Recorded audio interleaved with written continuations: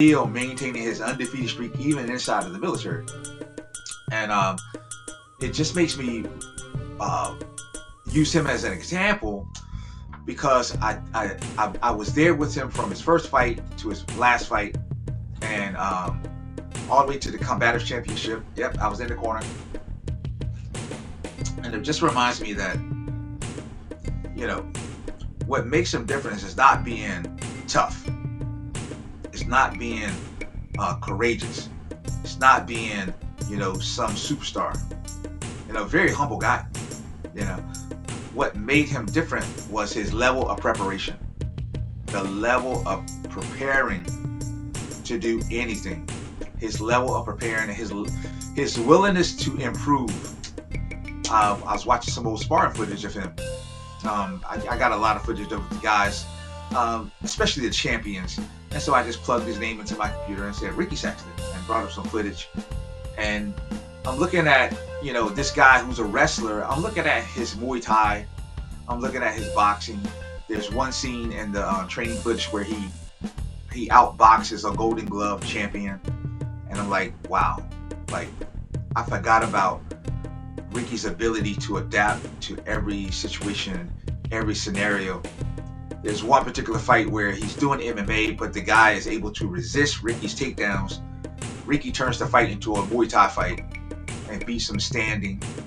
I'm bringing Ricky up because since I'm merging this with the concept of what the UFC is looking for and what the climate is now, they're definitely looking for fighters and athletes and performers who can multitask, who can not only be high performance in their base art, but also be able to change their styles up when needed to fight particular types of opponents, when needed to, especially if you got to take a fight on short notice, you don't really have time to prepare.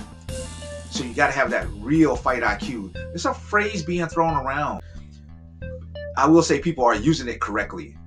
It's about having that intelligence in the fight game, about the fight game. Ricky had that intelligence. The UFC is looking more and more for fighters with that intelligence.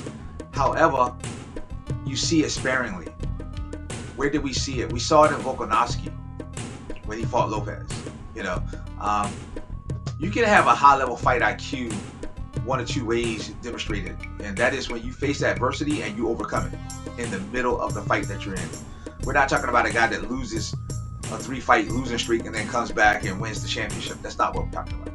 We're talking about a guy who's up against it right in the moment, in the heat of things, having a real experience. He's losing. He's got his back against the wall, and this guy somehow finds a way to overcome the odds by changing the complexion of the fight.